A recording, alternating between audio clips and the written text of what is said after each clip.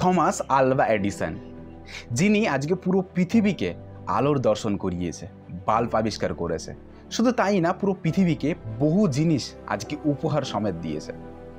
তিনি একদিন ট্রেনে ট্রাভেল করছিলেন। ঠিক তার পাশের সিটে একটি ছেলে বসেছিল। ছেলেটি গভীর মনোযোগ সহকারে থমাস এডিসনকে দেখছিলেন। কেন কি থমাস আলভা এডিসন একটি বাইবেল পড়ছিলেন এবং গভীর মনোযোগ সহকারে সেই বাইবেলটিকে তিনি উপলব্ধি করছিল, বোঝার চেষ্টা করছিল। তখন ছেলেটি পাশ থেকে তাকে কমেন্ট করে, যখন দুনিয়া এত উন্নতি হয়ে গেছে, যেখানে সায়েন্স এত কিছু আবিষ্কার করে ফেলেছে, এত কিছু ইনোভেট করে ফেলেছে, সেই জায়গায় আপনি ভগবানের উপর বিশ্বাস করেন, আপনি বাইবেল পড়ছেন? তখন ছেলেটির এই কমেন্ট শুনে থমাস আলভা এডিসন একটুখানি হেসে তাকে উত্তর দেয়, আচ্ছা, ওকে, ঠিক আছে। শুধু এইটুকু বলে থমাস এডিসন তার হাতে একটি কার্ড তুলে দেয় এবং বলে, তুমি পরের দিন আমার বাড়িতে এসে আমার সঙ্গে দেখা করবে। ছেলেটি কোনো দিন থমাস এডিসনকে সৎ চোখে দেখেনি, এডিসনের শুধুমাত্র নাম শুনেছে।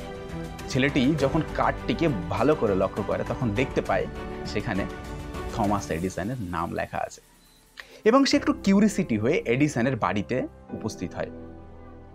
তার গেটম্যান দরজা খুলে তাকে তার বাড়ির ভেতরে আসার অনুমতি দেয়। ছেলেটি ঘরের মধ্যে ঢুকেই দেখতে পায় বিশাল বড় একটা ল্যাব। যখনই ল্যাবের মধ্যে ঢোকে তখন দেখতে পাই সেখানে বহু কিছু আছে, বহু কিছু আবিষ্কার করার যন্ত্রপাতি সেখানে উপস্থিত আছে। ঠিক সেই মুহূর্তে এডিসন সেই রুমের মধ্যে এন্ট্রি নেয় এবং ছেলেটি তার পাশ থেকে একটা জিনিস তুলে এডিসনকে জিজ্ঞেস করে, এটা কি জিনিস? এডিসন উত্তর দেয়, এটা আমার বাড়ির বাইরে পড়েছিল, তাই আমি কুড়িয়ে এখানে রেখে দিয়েছি।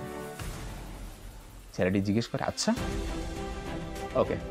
আরেকটু এগিয়ে যাই, তখন আরেকটি জিনিস ছেলেটি হাতে নেয়। তখনও এডিসনকে জিজ্ঞেস করে, এটা কি জিনিস?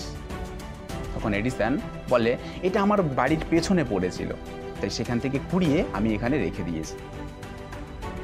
ছেলেটি আবার একটু অবাক হয়, আবার সামনের দিকে এগিয়ে যায়। সেখানে গিয়ে আরেকটি যন্ত্র হাতে নেয় এবং এডিসনকে জিজ্ঞেস করে, এটা কি জিনিস? এডিসন বলে, এটা রাস্তায় ছিল, আমি কুড়িয়ে পেয়েছি, তাই এখানে তুলে আমি রেখে দিয়েছি।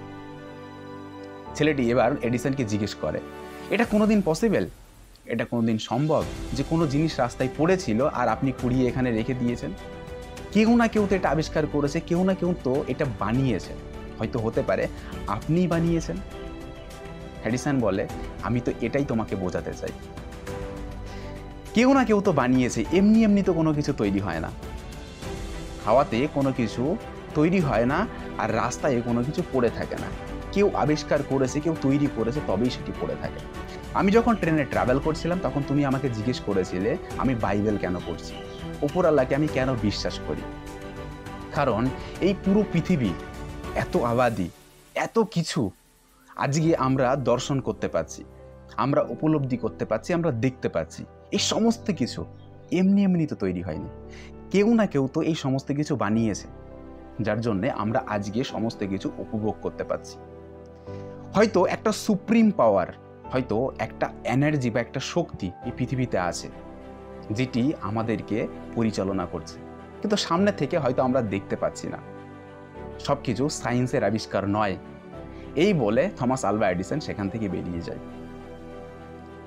আপনি কি মনে করেন এই সমস্ত কিছু যা আজকে আমরা দর্শন করতে পারছি সব কিছু শুধু কি সায়েন্স বানিয়েছে, নাকি এর পেছনে কোনো এনার্জি বা কোনো শক্তি কাজ করছে?